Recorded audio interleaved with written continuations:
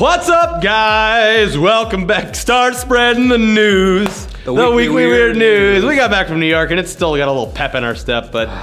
Yeah, so let's talk about something we all love, especially New Yorkers. Pizza. Pizza! Yay! It's something in the water, they say. Yeah, not that there's actually anything special or cool about loving pizza. I mean, it's literally hot bread and cheese, which is delicious under any and all circumstances. Yeah, it doesn't matter. You put those combinations together and it's delicious. Congratulations. You like something that's designed to be delicious. Anyways, in the last couple of years, the big pizza chains have made ordering their artery-clogging calorie pies require no effort, thanks to pizza apps on mobile devices that let you demand food brought to you without even having to get off the couch. Thanks, Obama. Yeah. The days of having to actually pick up the phone and call and speak to an actual human being for 30 seconds in order to get some za delivered are over. And some might say that this is an example of just how lazy and fat people are becoming. But that's not true. The truth is that pizza apps are saving lives. Down in Highlands County, Florida, a woman and her boyfriend got into a heated argument that escalated way out of control when the boyfriend got hopped up on meth, as you do, and held the woman and her children hostage at knife point, not letting them leave and confiscating their phones. So after a few tense hours of the man menacingly sharpening his hunting knife while he stared at the woman and her children, both the hostages and hostage taker got a little hungry. As you do. The woman convinced her crazy, meth-crazed boyfriend to let her order some Pizza Hut on her phone. Oh yeah, it's a great idea. I love Pizza Hut. Oh, that's the best pizza. She did so, but in the special orders section of the order, she added the messages, "Please help, get 911 to help me," and 911, hostage, help.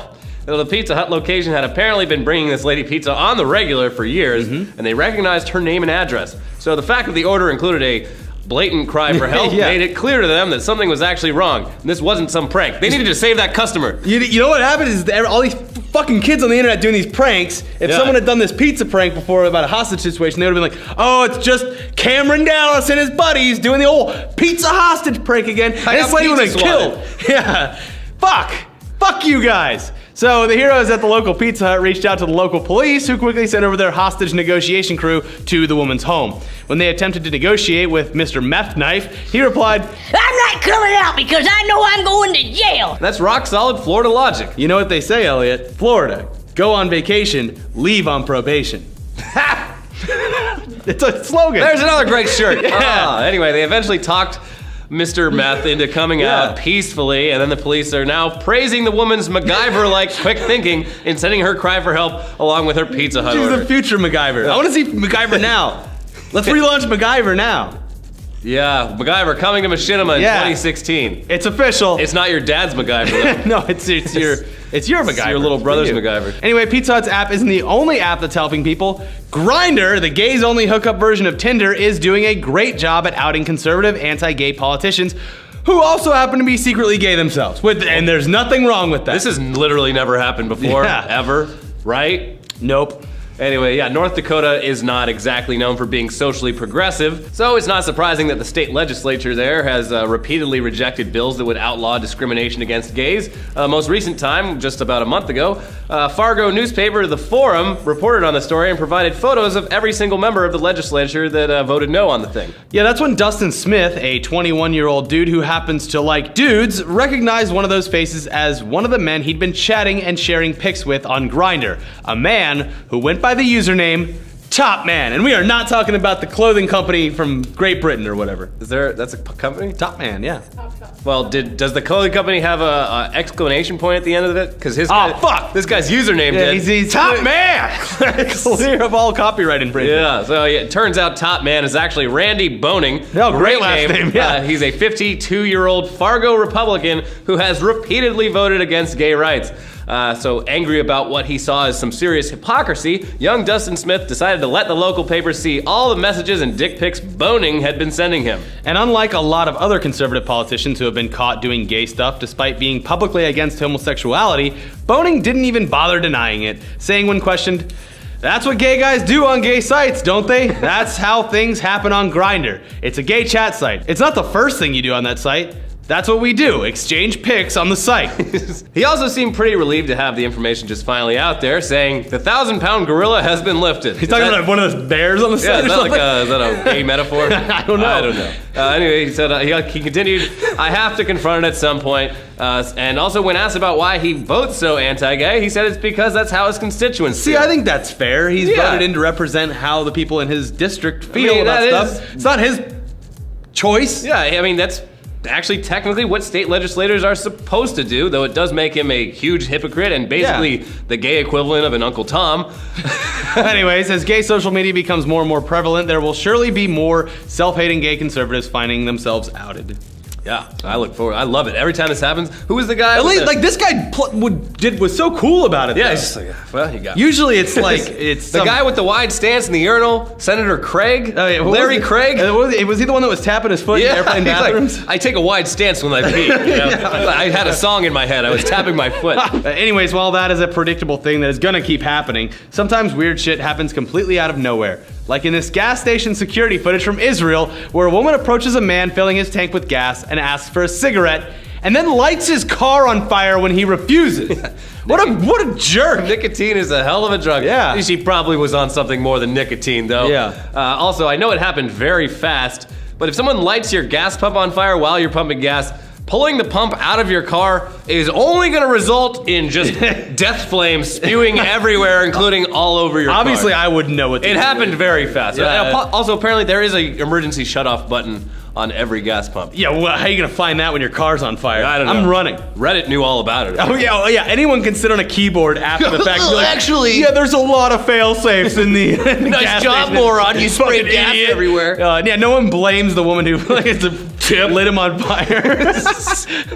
I would have given her a cigarette. Oh, tip, my lady. Anyway, no one was hurt. The gas station attendants were able to put out the flames. The crazy woman was caught and arrested, and now we're gonna be terrified every time we have to pump gas. You know, a lot of those are triggered by static electricity. They say you're not supposed to. You're using your cell phone? Oh, no, shoot it off? I think that's like the highest result is getting in and out of your car because it creates static electricity, and then if you touch the gas thing, it could spark. Why don't they put little carpets next to your car so you can do the shuffle and then touch a doorknob? Yeah, the gas station shuffle. That's all, do. The gas station shuffle. Woo! Okay. Another new shirt. Well, we got headlines. That's all the time. That's all the shit we had to actually like script and write this week because of our stupid New York trip that we loved. Yeah, but we have a bunch of great headlines. Yeah. So let's move on to some headlines. Yeah, 73-year-old man punches bear in the face. Is that another gay Grindr reference? No, just an actual bear, okay. Like the animal. It was because the bear was going to attack his cute little dog, and it's like the only friend he has in the world, so he punched the bear in the face.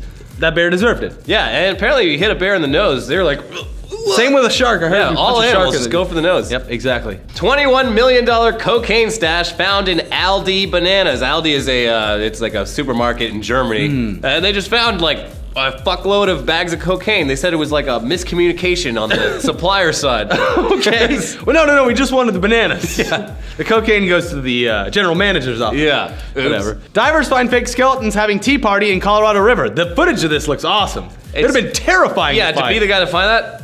Especially while you're in like a fucking scuba suit. Like, you're supposed to Well, apparently the guy that found it was snorkeling, but the video's from a scuba team. Yeah, so you're supposed to have control of your breathing and shit while you're down there. That would, ooh. Yeah, well, they're fake, whatever. Yeah. I love this next one. Price is Right contestant in wheelchair wins treadmill. Finds it hilarious. And so did all of us. Yeah. I'm glad they were a good sport. People on Twitter were being dicks about it. They're like, oh my God, why didn't you change it? They're like, people on Twitter are dicks about everything. What the prizes that they have are set before anyone ever shows up. Well, I mean, they could probably wheel it out and put another stove out or something like that. She was fine with it. Yeah, so you should be fine with it. They're probably gonna end up giving her something real nice because of all the bad publicity. And maybe she could use a treadmill on her wheels. I don't know. Is that possible?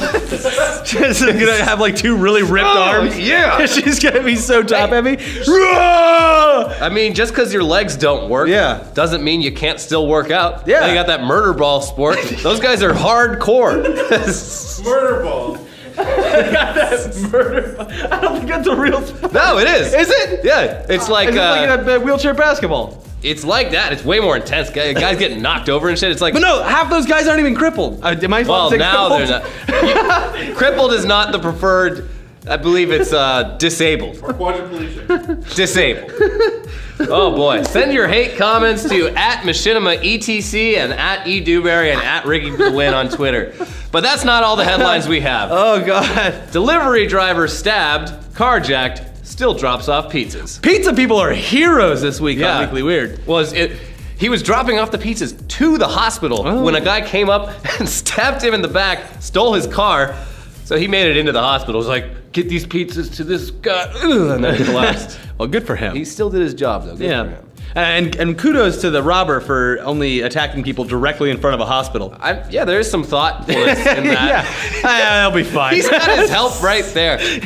Oh, so I stabbed him. Sure. Sure. The doctors, they took care of it. He's 5 feet away from medical attention. He had a collapsed lung. Sure. They stitched it right up. His lungs are fine. Oh, God. You said this is going to be a short Weekly Weird. Well, it never. All right.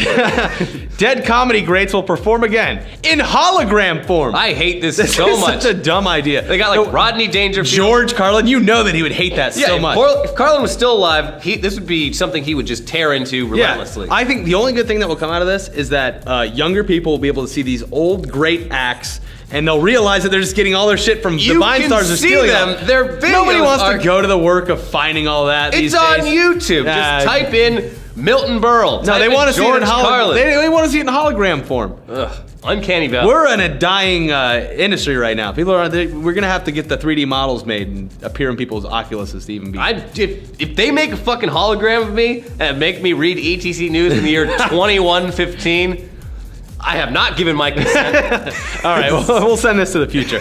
ISIS opens 5-star luxury hotel in Iraq. This sucks. Fuck Yeah, so it was an existing hotel. They just took it over? It's in the city of like... I'm sure they didn't transfer any money to buy this. They just took it over. No, they took over an entire town where they've just been running things for like And they also smashed like ancient artifacts. Yeah, in the same town. The hotel itself had beautiful statues and shit. They destroyed all of them because they were against... Well, I highly doubt that they're gonna get that 5th star from Travel Advisor this time around. The photos on Daily Mail, though, are hilarious because it's all these terrorists just like doing landscape duty and like polishing the fucking lobby floors and shit. Meanwhile, there's ISIS flags everywhere. It is definitely some weird news. Also, thanks, Dan Rather. Certainly some weekly weird news. I'm back Dan to Rather. you in the office. Yeah.